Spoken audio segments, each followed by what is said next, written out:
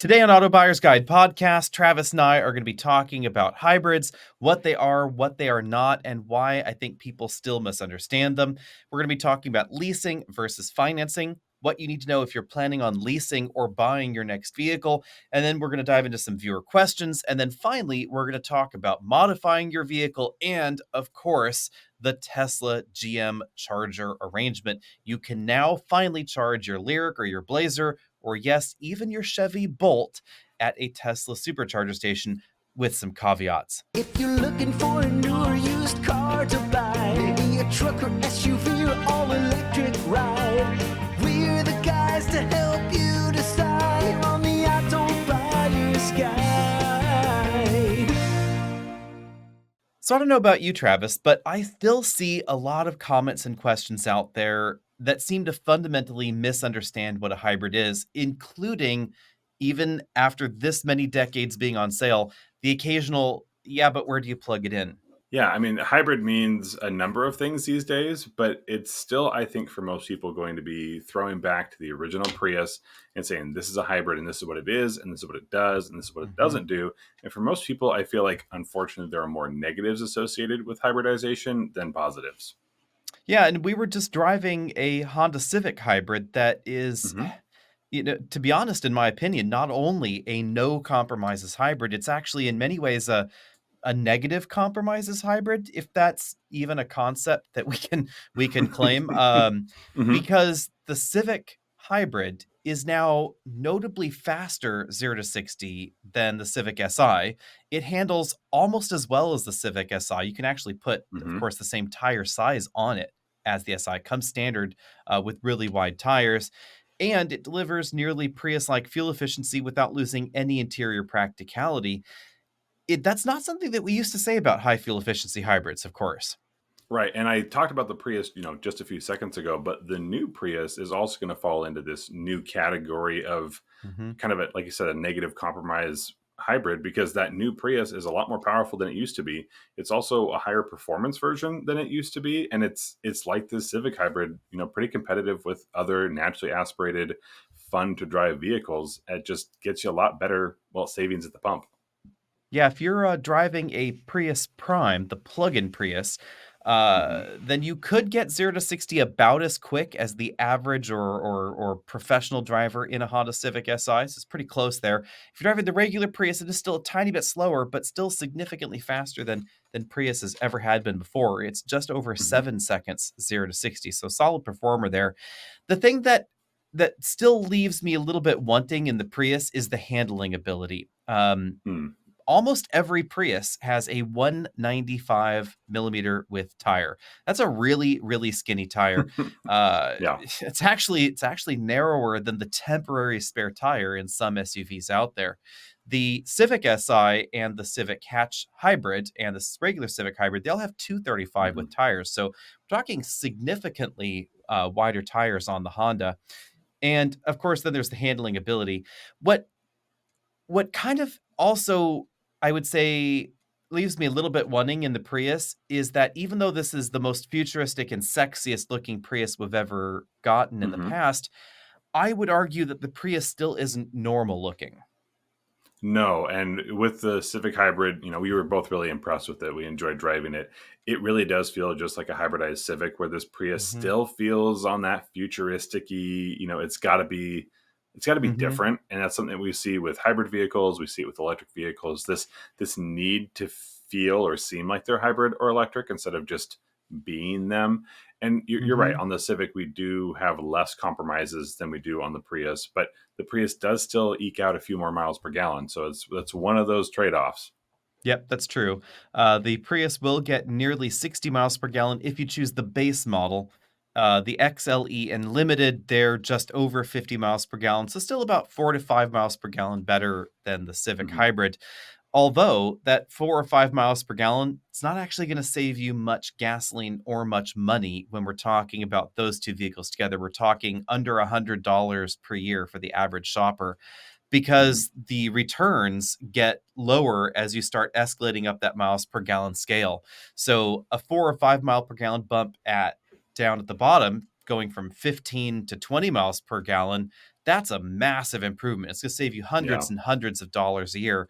But going from 50 to 55 miles per gallon, not really going to save you actually that much a year. Right. The It's all about percentages.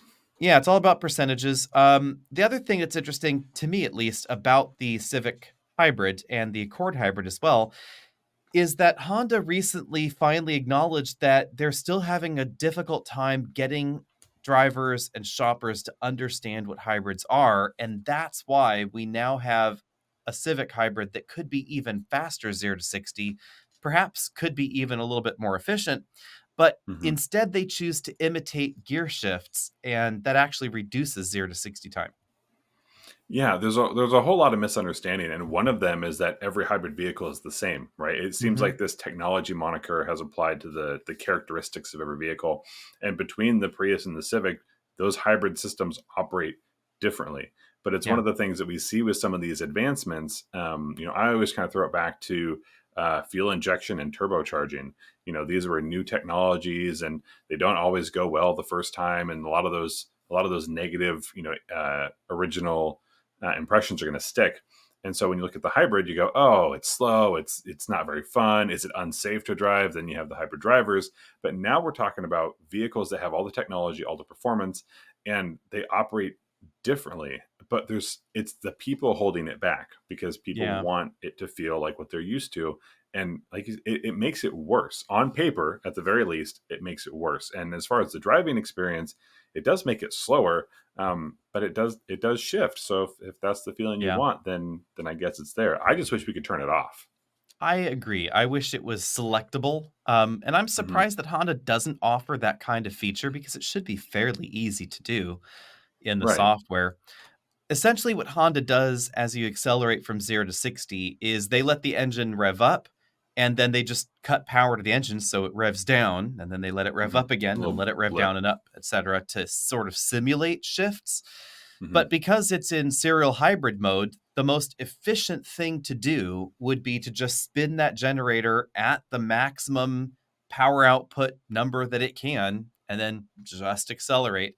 Yep. But Honda said that drivers and customers were a little confused when the sounds coming from the engine compartment didn't match what their right foot was after, even Right. though the car going down the road, speed wise, acceleration wise, was matching what their right foot was asking for. It didn't always sound familiar. So I am a little bit disappointed that they took this tact rather than trying to just educate customers a bit.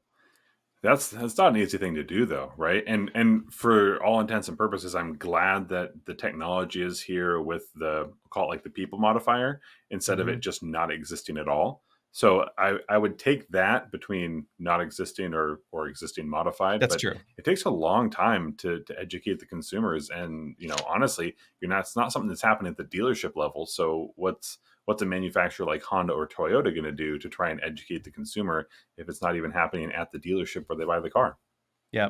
Another thing I will say that bugs me in especially reviews of hybrids, because I think hybrid reviewers should know better, is this Mm, interesting and strange obsession with how many miles a hybrid will go in EV mode. And mm. my commentary on this is it doesn't matter because it went no miles on electricity only, because all the electricity came from the gasoline that you put in the gas tank. It's not a plug-in hybrid. So Right. in a regular hybrid, yes, you will drive certain number of miles in electric only mode in a full Hmm. hybrid. So that's the differentiator between a mild hybrid and a full hybrid classically, is that a full hybrid can drive electric only, but it Right. doesn't actually matter because the gasoline engine had to run. So what's more important is the fuel efficiency. Right. Efficiency at low speeds, efficiency at high speeds, and however the system gets there, it does not really matter how it gets to that number. Does it get there? That's the question. Um, Right. We're talking and, about and percentages again. exactly. And this is one of those areas where some of these hybrid systems have fundamentally different operating theories.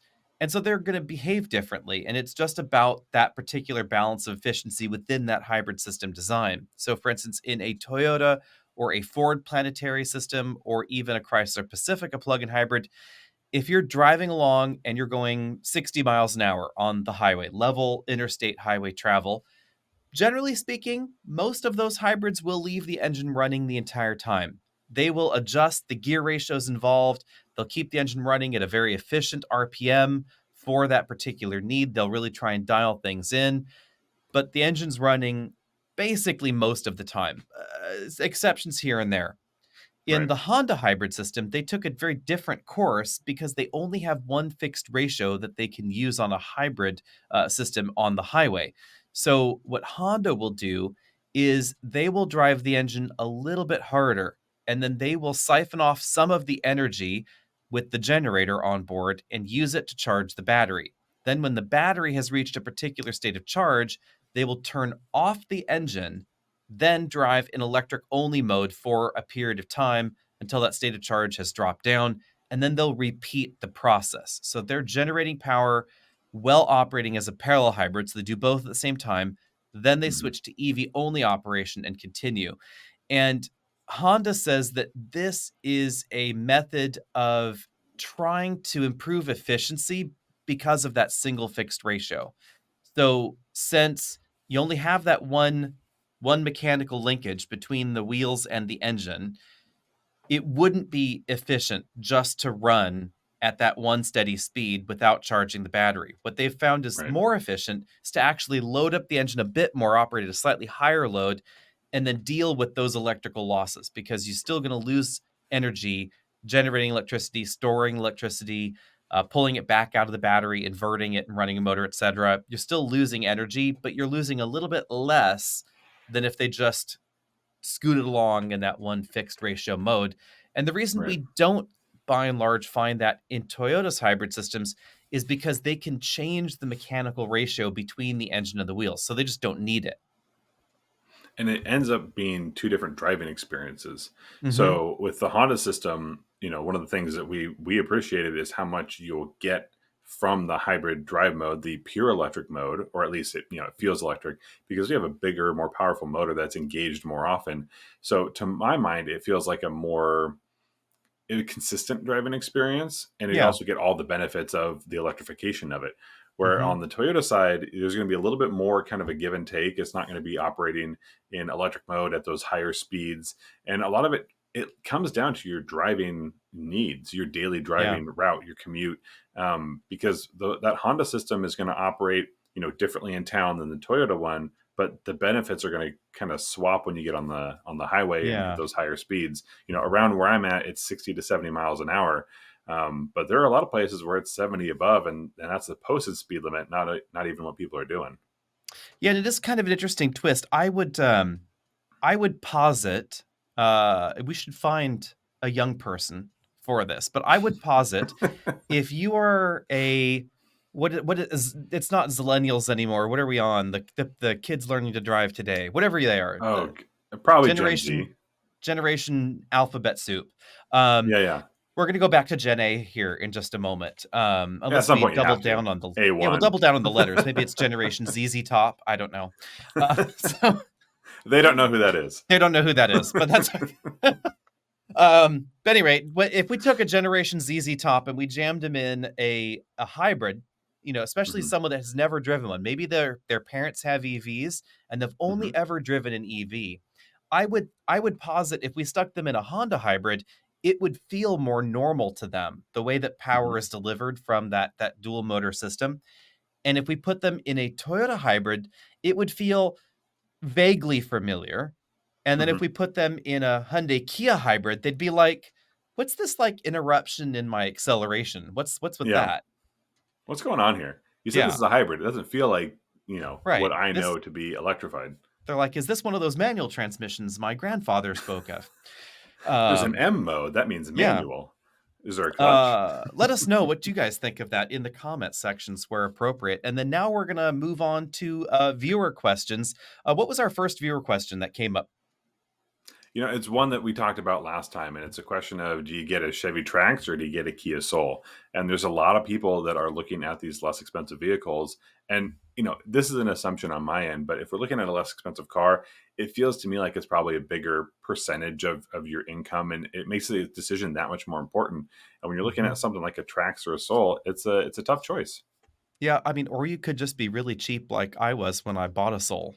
Um, and I will just full disclosure here. I prefer disclosures when we Hmm. own or have owned vehicles that we're talking about. I did own, well, I leased. We're going to get to leasing in a moment.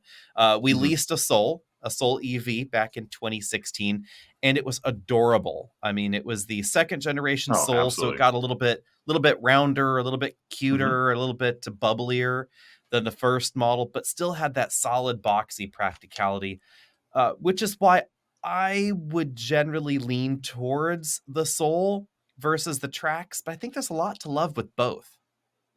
Well, and it has to be said they've kind of gone two different directions. Where the Soul, I don't think there's any argument that it's not, got more room, more usable Mhm. space.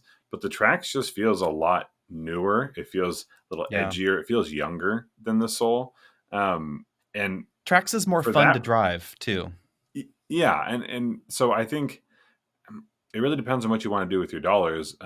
Between the two, I would probably lean towards Trax, but as I mentioned last time, I've recommended the Kia Soul to a lot of people who have purchased them and really enjoyed them. Mhm.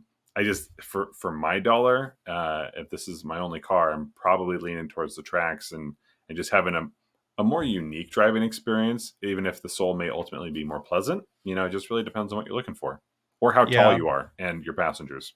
For the 2024 model year, Kia discontinued the 1.6-liter turbo in the Soul, which does fill me with sadness. Also, we never did get the new Soul EV that they do sell in other markets here, because Mhm. this segment has been growing, and because of that, the sales of the Soul have been shrinking. That sounds counterintuitive, but Soul used to dominate this segment. Now we have so many other options out there, options with all-wheel drive, etc., that the share of the pie is just sort of shrinking here.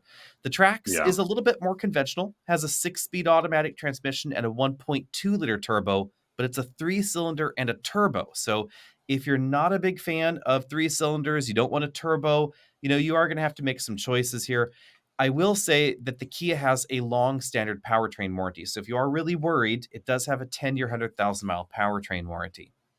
Yeah, I think for the tracks, the powertrain is going to be maybe too different for some people. The three-cylinder engine here in the United States is still pretty new in Hmm. a mass way, and a small turbo is something that people are still concerned about. Between you and me, I don't think we would be too concerned about the No. longevity of the powertrain, especially for the first owner. And it's just something to think about. New Yeah. cars by and large do not explode 5 years after they were built and everything needs to be replaced. um, so I would feel comfortable with that. I will say, it's a shame that we lost the turbo in the Kia Soul. I would have loved to see a Kia Soul GT. I have Me no too. no wild dreams that was going to be a serious thing, but Kia, if you wanted to do a throwback or a final edition, something to think about. Yeah, I mean, they have things that would have fit in there. Let's get Yeah. to our next viewer question, which was about the availability of a model that is really hot. Not quite like these, though. Yeah, and it's kind of crazy. Throw back to an unfortunate time, the COVID period, where everyone's trying to buy cars and everything is way, way, way too expensive. One of the biggest stories was the Rav4 Prime. I Hmm. remember seeing an article that someone paid, and this is shocking to me. They paid over $90,000 for a Rav4 Prime, which I cannot even begin to wrap my head around. Cannot But our fathom. viewer was asking about, right now it seems like in their area there's about a $3,000 to $5,000 premium on these RAV4 Primes. They've been buying Toyotas forever. And it feels like, and they feel like they're in a position where, should I buy this car over MSRP? And my answer is always absolutely not. Yeah, But, I wouldn't. is the market going to change? Potentially, but dealerships have found that they can make the money on these models. So they're going to try to. So the only option, if you want this car and you've decided this is your car, number one, stick to it. Number two, find someone who will sell it to you at MSRP. Yep. I would say go wide and far, Mm-hmm. cast your net, and try and find a dealer that won't do a markup. Even if it means driving, it's going to be worth it. But I would also Yeah. say the RAV4 Prime, Toyota says that they are going to try and build more. I haven't really seen much progress on that. They have started to build more and more, of course, since it got launched, but it's not a massive improvement in production. So I do Mhm. not foresee a time where it's going to be hugely available. Not Their in the near production future. capability has been constrained enough that we see actually relatively few RX plug-in hybrids, etc., from the Lexus lineup, Mhm. and TX plug-in hybrids are still really difficult to find. So, with that in mind, I would honestly recommend checking out some of the other plug-in hybrids that are out there. I think it would be a worthwhile thing to do.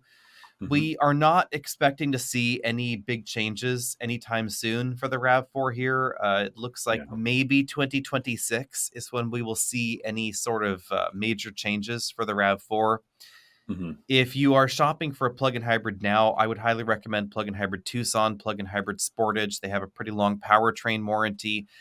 They have Mhm. proved relatively reliable in the only few metrics that we have out there, like Consumer Reports. Right. Their electric range is good, and their snow performance is actually better than the RAV4 Prime, but they're not going to be as efficient. Right, but they also aren't going to demand the same premium. So that's another Exactly. reason that's it's worth taking a look. And then there's the question of will they hold their value the same? And we've talked about that before, but it's about the total equation. How much did you pay versus how much did you lose? Hmm. And a lot of those things tend to come out pretty even. But what a lot of people I don't think consider is traveling to go get a car. And it's something that you can do a lot more easily these days. There's a lot of online dealerships who will do most of the business over emails. Here's your paperwork, here's your signature, and you can be rest assured that this is the price you'll pay. You can go ahead, fly out or drive out, depending on if you're trading a car, and go ahead and make that happen. If they're MSRP or below and you spend $500 to make that trip, it at least save you some money, Yep. even if it was a bit of a drive. Make a weekend out of it. Go on Hmm. vacation. See that part of the country you didn't think you'd be able to see. Break in that new RAV4 Prime. Exactly. Hmm. And then this actually is a good segue, just a tiny segue here to the question of resale value, because we've danced around this before. We've done some other episodes on this, but it's important that everybody understand how resale value is calculated when manufacturers and especially most reviewers out there are talking about resale value. They're referring to ALG's numbers, most notably, or Edmunds and a few of the other car companies that do resale value calculations. But the important part is how it's done. They're talking about MSRP, the manufacturer's Hmm. suggested retail price for a vehicle, versus its fair market value, ostensibly after X number of years, whether that's the 3 year or the 5 year resale value period, which is most often discussed. The 3 year resale Hmm. value period is important for leases. The 5 year period is important for a lot of purchase and long term resale value comparisons. The important thing, especially when we're talking about something like the RAV4 Prime, is going to be that MSRP. So if you pay less than MSRP for your new vehicle, generally speaking, that has a negative impact on quote unquote resale value calculations. Just as an example here, these are random numbers, by no means real world numbers here. But say you had a $20,000 car and then you buy that actually at MSRP for $20,000. 5 years later, you sell it for $10,000. You'd say, well, I had a 50% resale value. Yes, 50% calculated, 50% real world, done, done. Hmm. But what if instead of that, you had a $30,000 car? It actually went out the door for $20,000. And then 5 years later, you sold it for $10,000. Well, That has according to horrible resale value. exactly, according to the resale value calculations, it would be a 33% resale value. So much worse than car Hmm. A. The problem is in reality, it's the same because you did not pay $30,000 for it. And Yep. this is what we see by and large accounting for the bulk of the difference in many categories between bestsellers in a category. So, for instance, if we look at Tundra versus Silverado versus Ram versus F 150, the main reason that we see high resale value in the Tundra is that it's more likely to transact at or close to MSRP. And if you've bought a full size American truck in the last few decades, then you know that every Labor Day, it's $10,000 off on the hood. Everything must go, right? Sale, sale, Sale, sale. sale, sale. Hmm. And so that's the big problem when it comes to resale value, is that these numbers don't take into account what you actually paid for it. Now, Yeah. let's get back to RAV4 Prime, because this is critical to understand as well.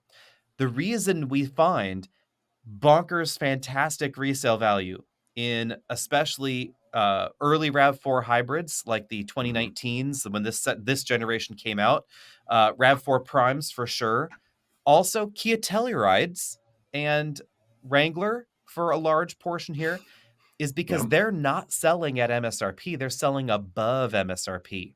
So this is the tricky bit. MSRP is $20,000. Go back to our A. Hmm. MSRP is $20,000, but you had to pay a $10,000 markup for this car. And then 5 years later, you sell it for $10,000. Well, again, the resale value calculation would say that's 50%. No, no, no.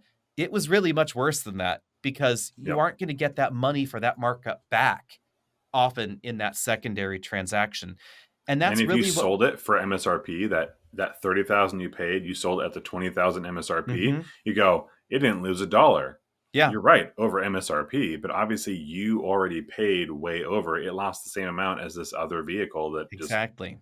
yeah, And there are always exceptions here. Maverick, for for instance, sure. has done really well. So, in vehicles where MSRPs have been on a strong upward trend over a short period of time, that has the effect of really causing actually good resale value. Like if you have a first model year Maverick hybrid, it's worth its weight in gold practically compared Hmm. to a 3 or 4 year old anything else, because Right. the new hybrids are so much more expensive than the original ones, that has caused that resale value to bring up. This is also why in the electric vehicle segment we see a depression in resale values. Most notably, people will throw Tesla under the bus, saying, "Well, no one wants an EV. That's why the resale value is dreadful." Well, Hmm. part of the problem is twofold. This is an important thing else with resale value: tax credit. You put Yep. $7,500 of cash on the hood. The moment you drive that off the lot, it is intrinsically worth 7,500 less. In fact, you don't even have to drive it off the lot. It could still have 0 miles on it, Yep. and you could complete the paperwork, get the tax credit. That car has to be worth $7,500 less, because you just got $7,500 in. So that On immediately top of the depresses. on top of the immediate drive off depreciation, which happens to every new vehicle. So Exactly. it seems a lot Mhm. worse than it is. Now, not to say that explains all of it, right? But Right, it's but just that's it's such a yeah. big piece of that equation. That Mhm. Silverado, when you drive it off the lot, is not immediately worth plus $7,500, Exactly. So negative. you get the initial hit, you get the $7,500 hit, and then you have the compounding reality that we have had very volatile and very quickly lowering prices, rapidly lowering prices in the EV segment. So Yep. 5 years ago, a Model Y was much more expensive. So now we fast forward to today. Not only do we have that $7,500 tax credit that is more Hmm. broadly applied immediately rather than on your tax filing. So more people get the credit, more people get all the credit, Which is and great. we have lowering prices, uh, lowering MSRPs on top of that, and we have now new EVs that are competitive. And then we add to that a yet more compounding factor of finally getting at about the 3 year lease return cycle Hmm. for some of the early Tesla Model Ys. So when you put all that together, it's very logical that we're seeing lower resale values in these models, but it's not the end of the world. This is exactly how it should function. And to add on to that, just one last bit is Tesla's a great example because I'm a Tesla owner. And I just looked today at the starting price of a base Model 3, which is what I have. And that starting price is within a few $100s of what I paid for my car after the tax credit. Yep. And this car still gets a tax credit. So I'm one Hmm. of those folks that all of a sudden my car is in theory worth a lot less. But I'll circle back. One of the big deciding factors in what kind of car do I want to own and drive has never been what's its resale value. Hmm. Cost of ownership, absolutely. When you look at the cost of ownership for 5-6 years of a luxury vehicle a BMW versus a Toyota, obviously that's going to make a difference. But a lot of people are going to be worried about how much it's going to cost me. And I think they're taking that depreciation piece and maybe amplifying its importance. I know the most important thing for me is that if I went and sold my Tesla, it's going to end up being worth less than it would have been before these major price reductions. But right now, my car is not worth any less because it's still exactly what I got and it's doing exactly what I want it to. So, we just find ourselves in a weird space. When I do end up selling it in a few years, yeah, it'll probably have cost me a little bit more, but it's still the car I wanted. And this brings us along to our next topic, which is leasing versus purchasing. Because if you are really worried about resale value, and I do find this construct a little bit interesting because some people will say, well, I would never get that because of the resale value. And then you noodle into it a bit more and they say, well, but I leased my car. You're like, well, Mhm. resale value doesn't matter to you then. The lease rate matters to you. So don't worry about Yeah. that. Just cross that off your list. The more you drill down into things, the fewer and fewer people I find where resale value is actually an important consideration. The the customer that buys and holds forever, that does resale hmm value doesn't matter. If you buy your car, keep it 10 years or quote unquote drive it till the wheels fall off, the hmm resale value doesn't matter because they're all going to be worthless by the time you're done. Pennies on the pennies on the dollar. Right. And if you keep your car for 3 years or even 5 years, you probably would have been better off leasing because you actually can lease a new car for 5 years. A lot of leasing companies, actually most of the major lease companies will do 3, 4, and even 5-year lease terms. If you're really hmm worried about being able to get the exact dollars you want out of it, you can go for a lease. It seems to me the people that buy a car intending to hold on to it forever, then 5 years down the road, they decide they need something else. This is often where people get worried about resale value. But I'm not entirely clear how many people, as a percentage of new car buyers, that honestly applies to. So we talked about this in our last podcast, and my dirty little secret is I used to sell cars, and so many people came to me and said, "Oh, I don't want to lease. I want to actually own my vehicle." And Mhm. I swear, at least 7 out of 10 times, those people were trading in a vehicle they were making payments on. And it's just, there's this weird mental gymnastics where if you're making payments on a car, you don't own it. Yeah, the You bank have still just does. leased it up until the point it's paid off. And what you Right, didn't get is some of the benefits that you can get with leasing. It doesn't mean exactly. leasing is always going to be cheaper, but there are definitely some benefits you get with it that you don't get in financing. And one of the other things people don't consider, there are very few exceptions to this, but there are exceptions, is that if you, let's say you wanted to drive that BMW and you were really worried about what does long-term ownership look like, you can lease your BMW and at the end of your lease period say, you know what, I really like this. I know for sure that I'm probably going to incur more expenses down the road, but this car is totally worth it. I am fully bought into that. You can buy your lease. There's nothing that says, in most cases, you can't have this car. You can go to your bank. You can go back to that BMW dealer. They'll probably be happy to help you find some financing options for it. But you can buy Mhm. the car you leased if you really, really like it and don't want anything else. Yeah, it is worth noting there are a number of car companies that do not allow lease buyouts, and Tesla's, And there at are a least few. Yeah. has historically been one of them. Honda hmm also stopped allowing lease buyouts not too long ago. Some of these restrictions may be easing though, because a lot of those were pandemic era related things where there just hmm weren't enough cars around, and so all of a sudden there was this sort of run on the bank, in a way. But we should Trying get to back lock in to inventory. yeah, Yeah. we should get back to some of the basics here and talk about the fundamental differences. So, if you are buying a new car, unless you're paying cash for one, there's a lien holder on the vehicle, but it's titled in your name, sort of like buying a house with a mortgage. So, the DMV paperwork comes, your car registration says you on it, and then it will also list a lien holder of the vehicle. Of course, if you stop making payments, guess where the car goes? It gets repoed and the lien holder Away. takes it, right? So, is it titled in your name? Yes. Do you own it? I will let you guys decide the definition of ownership in this construct. Um, but things are more cut and dry. There's usually a fixed interest rate. If you're getting a variable rate car loan, that's a little shady. I wouldn't do it. Yeah. They do exist, but Pretty typical amortization process here. You can look at your interest rate. You can type it in an online calculator. You can see exactly how much is going to be left at any period in time on your loan. You can pay it off early, often, etc. Usually quite Mhm. flexible there. The finance company will require that you hold insurance. Oftentimes, they'll require that the lien holder be named as an additional insured. So, very similar there.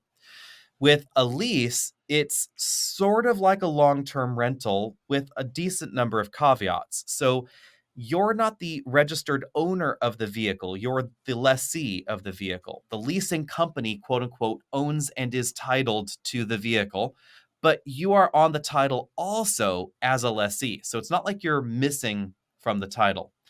Right. But the big thing is that in a lease structure, you're quote unquote paying for the portion of the vehicle that you are using.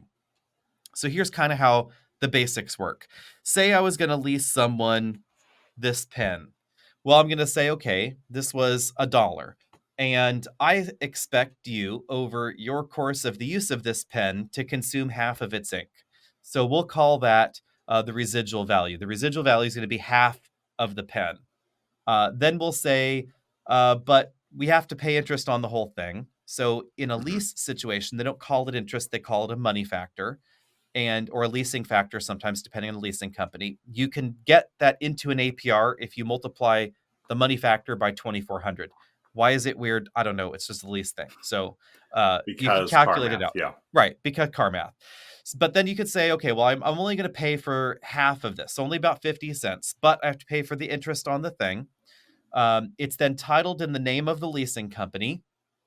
And one of the advantages is because I'm only buying half of this thing, I'm only paying sales tax on half of this thing. This is one of the areas where leasing luxury cars can be a little bit advantageous depending on what you're doing because you're only paying sales tax on the part that you're using. Except that you pay sales tax every month. So Mhm. what they'll do is they divide the lease cycle up into the payment schedule, and each month you're paying for a portion of that 50 cents worth of use of the pen and also the sales tax on your monthly portion. If you're in an area where sales tax goes up regularly or is variable, etc., then you'll notice your payments will actually fluctuate month to month. And if you move to a state with no sales tax, then yay for you because there's no sales tax now on your lease. At the end of your lease, you can often buy the pen out for your residual. So that would be the other 50 cents. And then you have to pay sales Mhm. tax on that remainder. Then you get the title to the vehicle, and you're now the second owner of your own vehicle. So that's kind of Mhm. the basics of the lease process. Where things get tricky, and this is where people oftentimes will get lost in a lease, is the true cost of the lease is the down payment plus the monthly payments if you're going to compare that to a traditional purchase experience. Don't worry too Mhm. much about the sales tax because you'd have to pay that on your purchase anyway. So when you see lease deals, you often see 199 a month, 299 a month, some really cheap deal. And then in fine print, it'll say, oh, yeah, but you got to put $8,000 down. So make sure you look at those monthly payments, look at the down payment, add it up together, divide it over the lease period to really see what your monthly payment will be. The Mhm. big advantage is that generally speaking, you can do a decent amount of wear and tear on a leased car and still just toss it right back to the leasing company at the end. Mhm. There is a lease disposal fee that you often need to be aware of. So, not leasing another vehicle from that same car company is going to incur a lease end fee. So Bit of after a the period, penalty in theory. it's not a penalty, it's just a structured part of the lease. It's an It's incentive motivation to to get kinda lease another another one. car from that same company in a way. Yeah.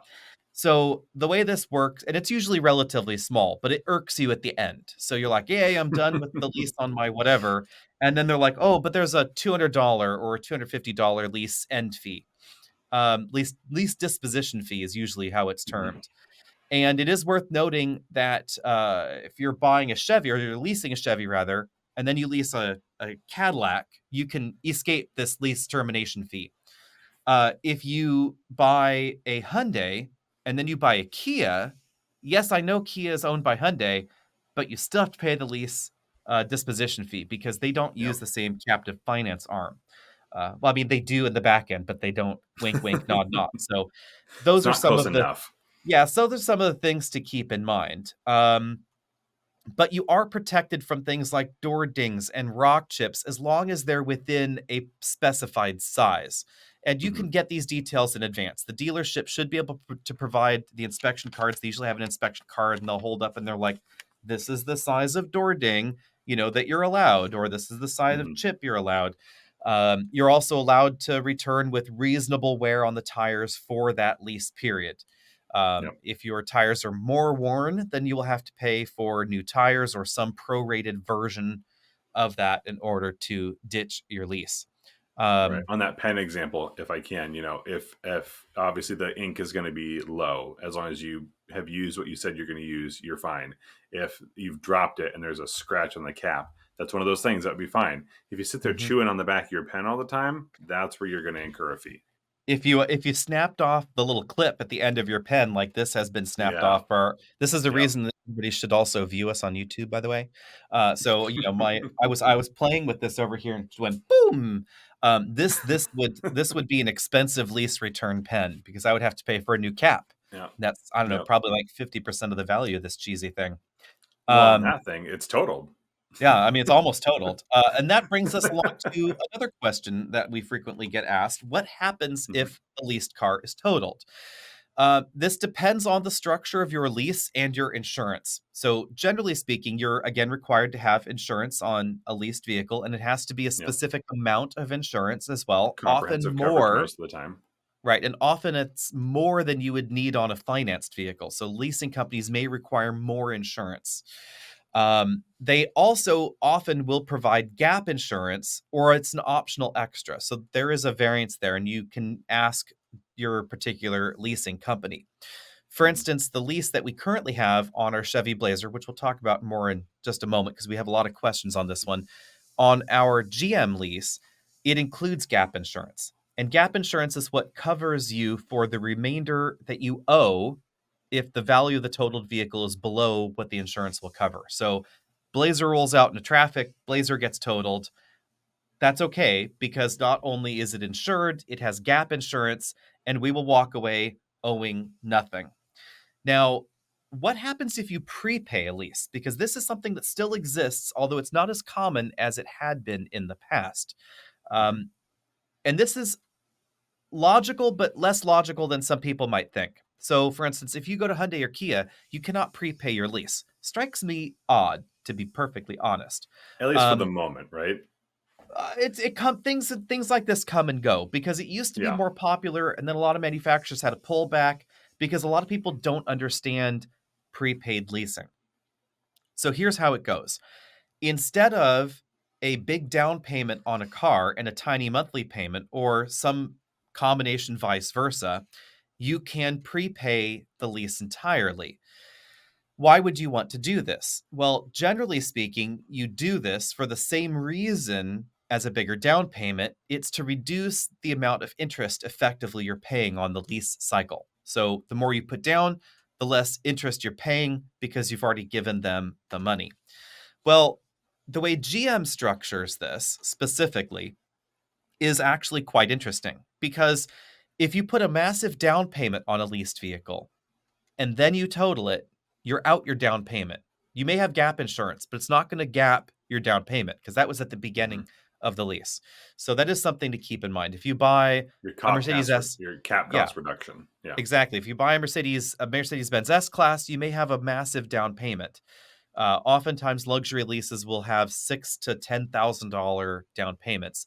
You total it the next day, you're out the down payment. If, on the other hand, you prepay the monthly payments on a lease, but that's not a down payment increase, then you actually are not out the money. And in fact, you'll get the reverse. You'll actually get a refund from the leasing company. So, specifically on our Blazer lease, which was a one payment lease for GM, it was $6,000 single pay. Only about $150 of that was down payment. The rest of it Mm. was a prorated monthly payment for 24 months. So after 12 months, for instance, if it gets totaled, we'd get approximately half that back. You do have to inspect your lease documents because leasing situations change, but that's how GM structures the vast majority of their single pay leases, for instance. So, no better, no worse, just cheaper if you have the money to put up front and you're wanting to do that. So, I would say bottom Yeah, line with the leasing and the lease questions that we get, it's a very personal decision. If you it is. know that you are going to be trading cars frequently, that's one reason to lease. If you are a business, a small business especially, and you are using the vehicle for business purposes, important caveat there, then Mhm. remember that leasing a vehicle is deductible in the year the expense was incurred. And if you buy a vehicle with financing, then you have to follow a depreciation schedule. You can accelerate it or not under Section 179, but you have to follow the depreciation schedule for that particular vehicle. And that is not as advantageous for some companies out there. So a lot of companies prefer to lease for that particular reason. There can also be some different advantages here and there. Oftentimes, it's a little bit easier to get a lease on a vehicle that has relatively high resale value in the future, especially certain Toyota and Lexus models. The leases can be quite inexpensive, and it Mhm. can be easier to qualify for them sometimes as well. Generally speaking, though, if you want those discounted lease rates, you actually have to have quite good credit. So it's possible to lease with mid to low credit, but you're not going to get those advertised lease deals. Those are only to the highest qualified lessees. So definitely something to keep in mind. And that is a big one.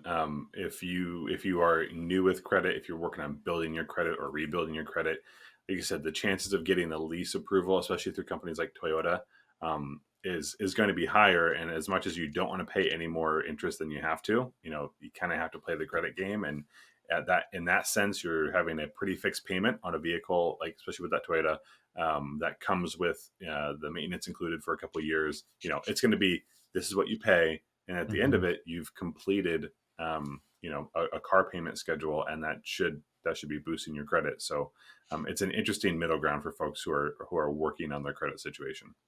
Indeed. And then and then the last thing I forgot to mention here actually is another frequently asked question that we get when it comes to especially leased vehicles that are luxury marqueed. So when we take a look at Audi, BMW, Mercedes especially, the higher the MSRP on the vehicle, the higher the lease percentages. And lease penetration can reach upwards of 70 to 75%.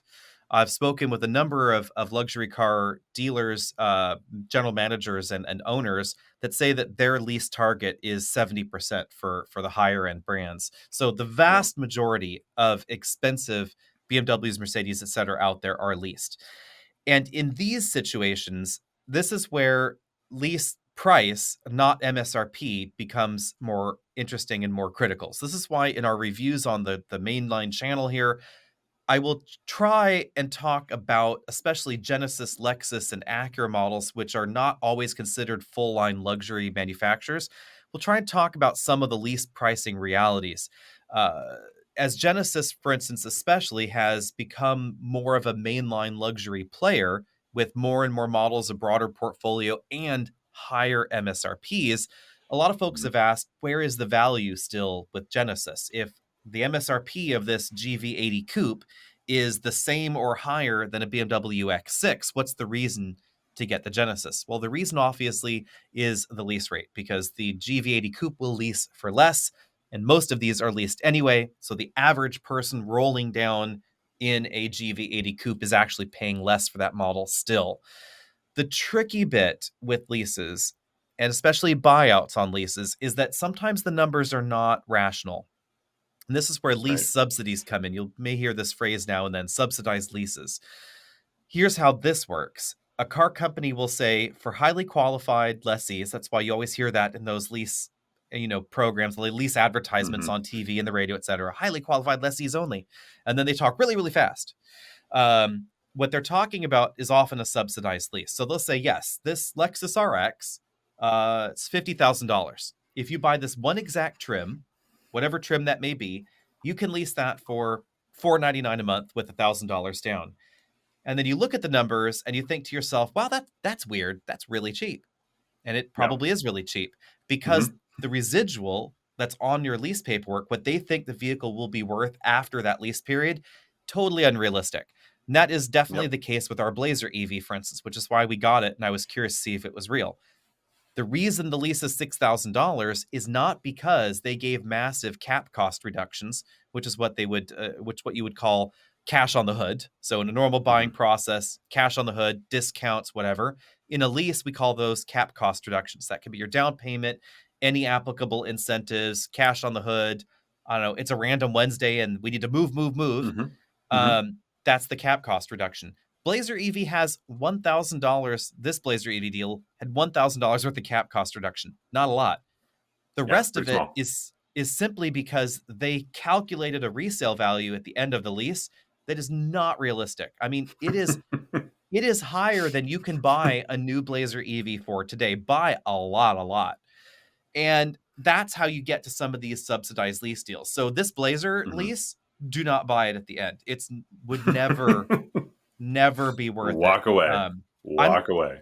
even if a door was missing, if I somehow ripped a door off on the way to return it to the dealer, it'd be cheaper to Mhm. pay for a new door and say, "No, take it away," than to buy it out for the lease. Not Mhm. a good idea. And that's after painting everything.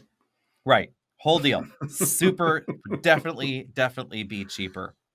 Yeah. Now let's move on to our next topic because as we literally were talking, I just got a email announcement that our GM Tesla charge adapter has been shipped, and I even got a FedEx tracking number. Oh, on its way. It is on its way. And it doesn't look quite like this little guy here. Again, for the podcast listeners, this is another reason to listen to us again. You can double dip, as it were. Um, Mhm. this is a Electron charge adapter, and we're going to have a video out soon on charging Fords and charging GMs with this adapter. Yes, you heard me right. I am going to endanger our new car warranty by plugging a So you third-party don't adapter have in. to. So you don't have to. So you know how it works, and it's not going to be a problem rationally. But uh, let's talk about what this means because I am intrigued to see how this will go down. GM is now the third company to get the adapter. So Ford, Rivian, now General Motors, but GM is not giving them away for free. No, and that's what we saw with Ford and I believe Rivian as well. Mm-hmm. At least the first batch we're going to go out and they're going to be readily available. Sign up and it's on its way. General Motors, you got to put a credit card down, and it's not horrendously expensive to my mind, but it's not cheap. Yeah, $225 to get what looks like the the Tesla Magic Dock adapter. So Hmm. if you have an EV, you've been to one of these magical Magic Dock lands, that connector that pops out of that modified V3 charging station, that is basically what we're all going to be getting. It's actually quite a bit less solid feeling than this third-party adapter that I have here, the Electron NACS to CCS adapter, which does surprise me. And I am casually curious to see if there's going to be any difference in charging performance, which is why I wanted to wait and play with this adapter when we actually Hmm. got our hands on the Ford adapter and the GM adapter, because they should actually all be here, interestingly, at the same time. Um, Same week, even. I mean, it's all going to Same come week in. even. They're all All right. the Ford with the Ford adapter and our own GM adapter, they're all going to arrive next week. Now, Hmm. very important caveats here and disclaimers. There is no intelligence in this adapter at all.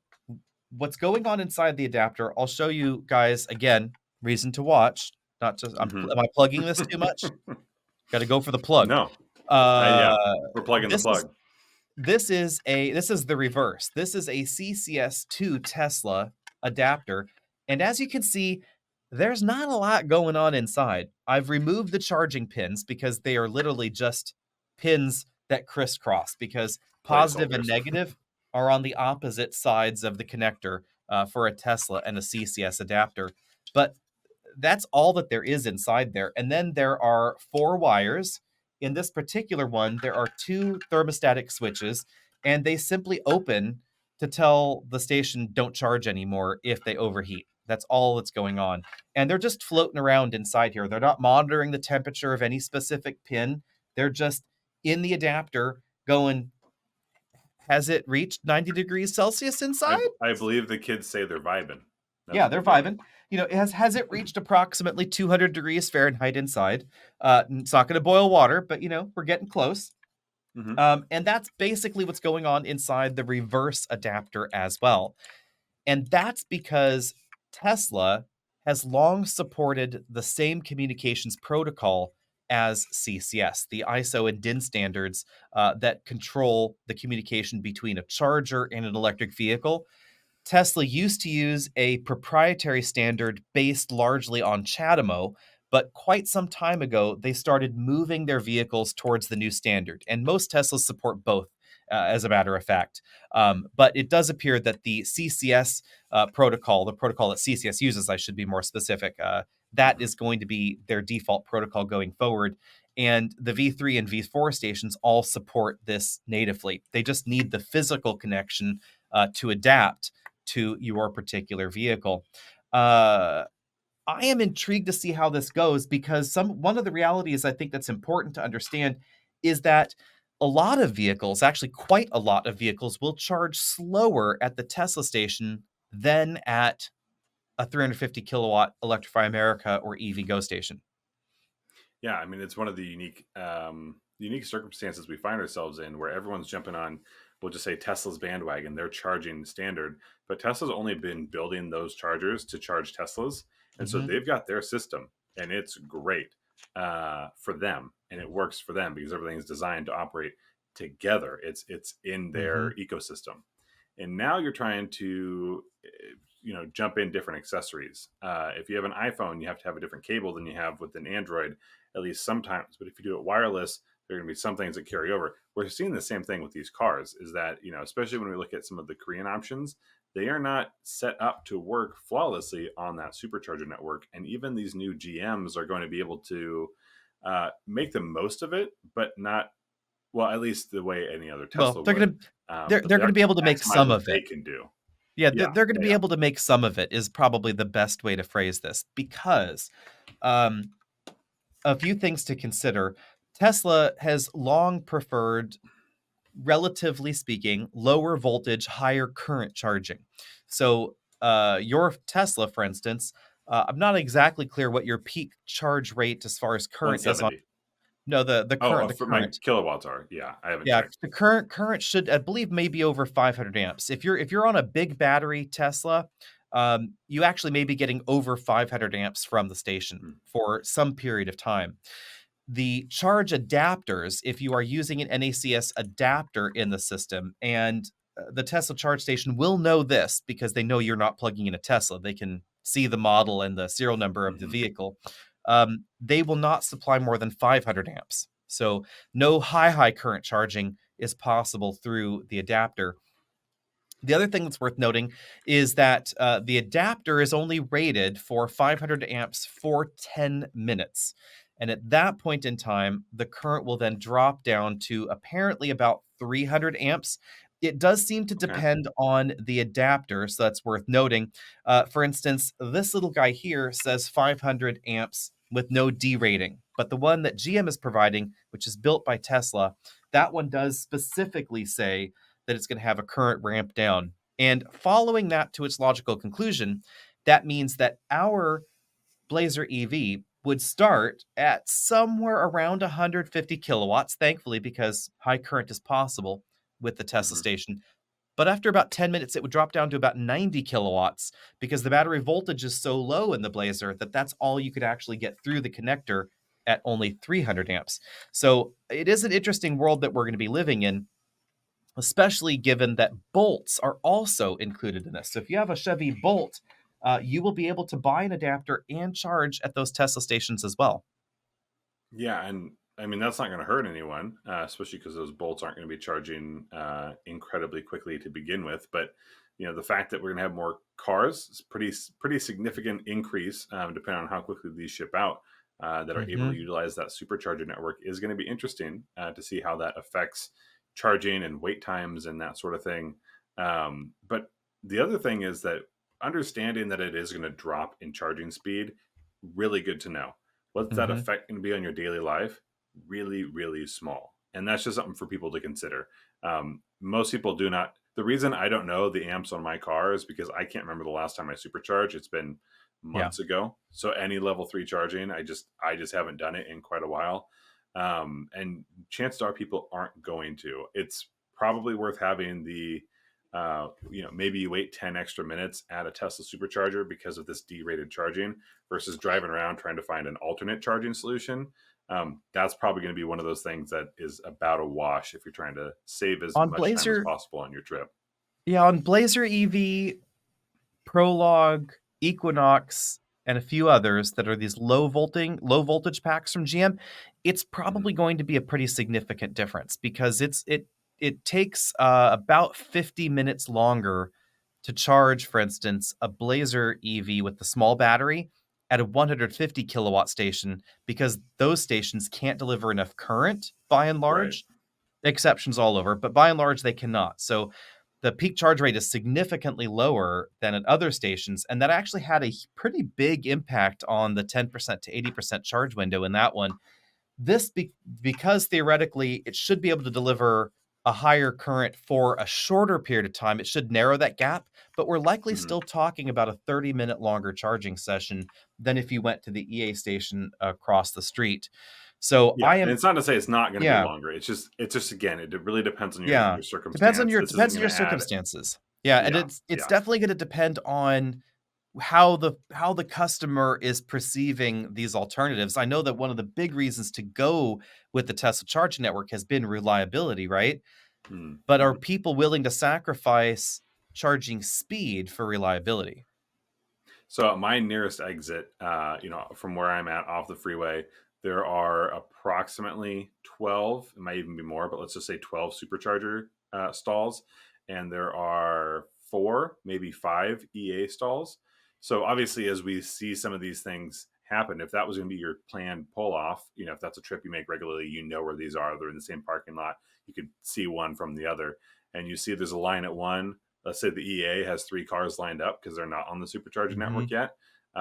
Might be worth jumping over to the superchargers if those are open. The other thing that you just brought up is the Prologue and the ZDX. They're not included in this announcement at this time, are they? Correct, yes, because we have to wait for Okay. Honda to approve Hmm. their program because they're separate. Even though they're made by GM and they're all GM, Right. they're not GM enough, I guess would be the way to say that. But just worth Um, noting for those folks who are, it is worth they noting. know they've got the GM vehicle. You're going to have to wait a little bit Mhm. longer. And the one other question that we cannot answer at the moment is if you have run out and bought one of these Electron adapters, can you charge anything? The answer Mm, appears to be no at the moment, because I know that we tried this in our Blazer about 2, 3 months ago. When we first got it, we already had this Electron adapter. We tried using the Tesla app, which would let us find a station, etc. But the okay. vehicle would never communicate with the station. It just never Mm, did its thing. And mhm. we were told that by rather unfortunately not a reliable source. We were told in some forums that this is because you can't get a comment out of Tesla, right? Tesla doesn't answer Right. anybody. Right. That this is because GM was not onboarded into the Tesla network yet. Mm, But hopefully, we will be able to answer this question soon because now that our vehicle is on the network, even though the adapter is not in our hot little paws and we can't do it, I can't actually physically do it yet. I can actually go in my Chevy app and I can actually find a Tesla station and initiate a charge in the app, which is how Chevy tells you to do this rather than using the Tesla app. So mm. I'm intrigued to see how this goes. You will not be able to just plug and charge. So you can't just plug in and expect it to be billed to your account. I think that's a kind of a flaw in the system. It's Yeah. worth noting Once we that can't once do that with Ford either. Right. Once that's easy, I mean, this is the whole thing with charging, right? Is you have to have a certain account for a certain plug, and things get complicated. That is one of the things I really like about my car is that I just pull up, plug in, and it's running. Hmm. That's what the plug and charge is great for. But yeah, we're just not there yet. Yeah. So definitely some things to keep in mind, but hopefully, we're going to be seeing more and more progress on this as time goes on. I Hmm. can say one thing worth noting. We have now been told by the Cybertruck engineer publicly, one of the lead engineers there, I should say, that Tesla does not appear to be working on a longer extension cord as many people had initially said. There were a lot of rumors swirling around that Tesla was going to be offering a extension cord basically to solve the Hmm. problem of where do you park your car at these stations with a short plug. Because if you are a GM or a Ford or a Rivian owner, you should know you can charge at the supercharger station, Hmm. but you are going to be that If you can a-hole fit. that you're going to be that a-hole that is occupying two charging spots because your door is not on the right side of the vehicle well, it's on the right side of the vehicle, which is the wrong side of the vehicle in the Obviously. front Yeah, yeah. in the front Hmm. for a Tesla charging station because it's meant to be on the back for you to back in. Yeah. And that is going to be a fundamental problem at some of these stations until we see longer cords. Tesla has said that their answer is the V4 station, and that's where we're going to see cords long enough to allow different charging Right. setups. I think they're still a little on the short side, mind you, but basically they said not enough cooling is going on in those extension cords. Some company out there's actually one company for about $250, you can buy an extension cord, and again, since there is no logic inside these adapters because they're Right. using They the same would. communications protocol, the How would they station, know? yeah, the station and the car won't know. Yeah. Station and car I won't know will. that this electron adapter is there at all. So those V4s, they do have longer cables. It will fit a lot more vehicles, and you can switch left or right side a lot more easily. But there are still going to be plenty that it doesn't. Hmm. Yep. Now, And it it's is not like also worth Tesla's going to noting, go in and retrofit all of the other stations that are already there to this new standard. Eventually, mhm, it'll happen, but it's not super high on the priority list. I can't imagine. right. There have been some other persistent rumors that perhaps we'll see higher, thicker gauge and longer cords retrofitted onto V3 stations, but we haven't seen any in the wild. So just rumor Yeah. status at the moment. One last disclaimer, if you are thinking about a third-party adapter like this, be sure and carefully read General Motors' craftily worded statement. And this Hmm. is where I must read this so we can get this exactly right, because I know we will be Verbatim's assaulted. important. Verbatim is important here. Uh, here we go. Close this screen. Oh,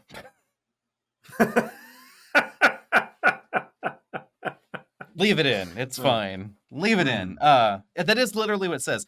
Authorized NACS adapter required. Close this screen to order approved NACS DC adapter because they make you go through this. Hmm. These adapters have been specifically designed to protect your EV battery while charging with those two little, thermostats in there. Hmm.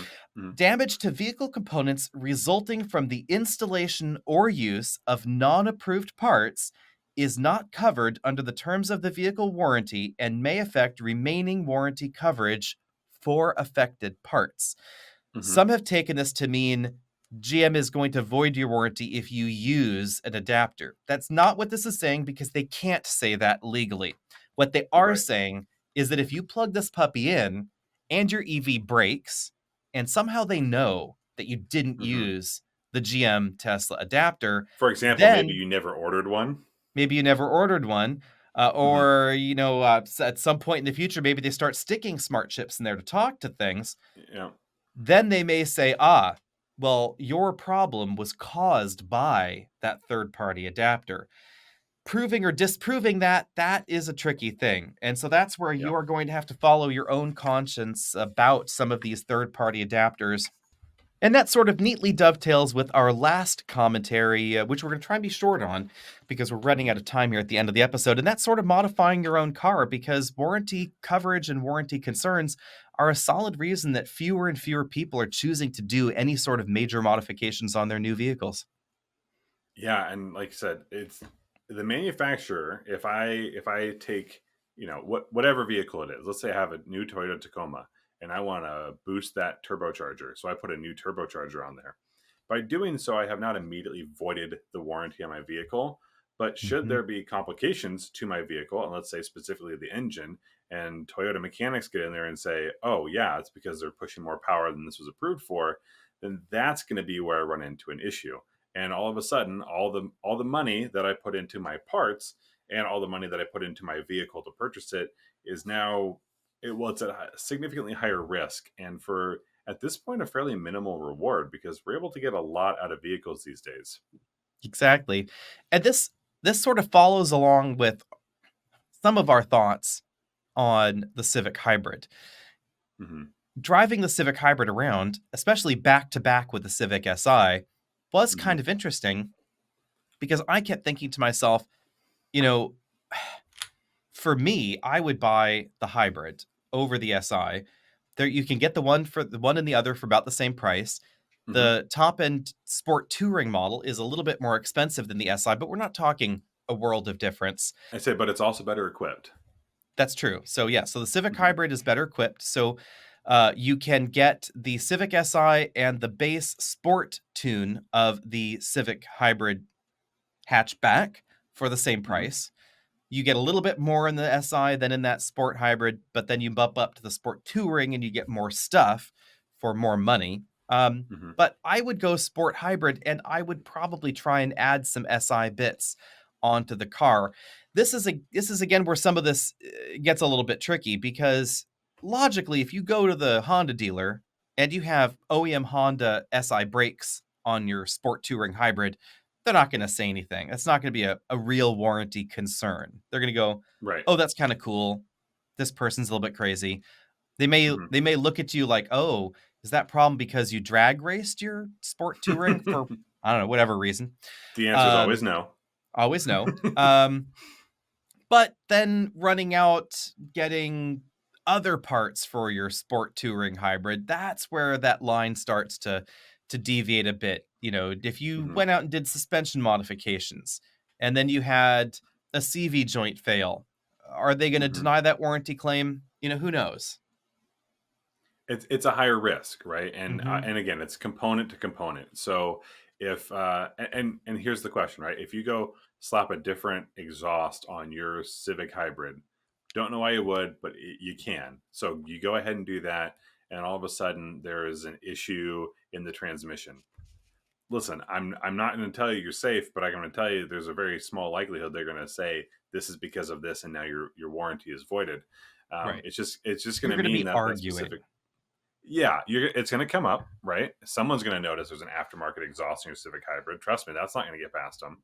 But you now are saying, hey, what's this worth? And then the big question is, what are you getting out of these modifications? And Mhm. the Civic's a great example.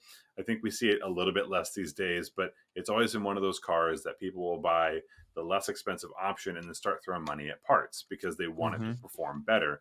And in most cases, they want it to perform like the Civic Si or like the Civic Type R. And if you are, this is, if you want to change your tires in your car, I say by all means, change your tires. If you want to change wheels and tires, okay, I hope you didn't upgrade the wheel to start with because that would have been money thrown away. But if you want to take your standard Civic and you want to turn that into a Type R, you're going to be hard pressed to do that for less than Type R money, assuming MSRP. And then if Mhm. anything goes wrong with that car, you've just thrown a whole bunch of money out the door because none of it's covered under warranty. If it's totaled, none of Yeah. it's covered by insurance. You It's you just can it's a buy bit of a insurance. headache. I mean, you can buy extra insurance, mind you. You Is it going to be could. worth it? That's debatable because You'd those have to pay a policies lot, are and you'd have to pricey. be very specific about how you did Right. that. Yes. Yep. That is one of those important things to keep in mind for sure. And in the world of electric cars, modification changes quite a bit because you can't really tune up these engines. It's not quite the same. So suspension and wheels and tires, that's still an option, but the Mhm. vehicle itself is less tunable. And the other big thing that used to be really popular is swapping in new head units. And since all cars are screened now, for the most part, Mhm.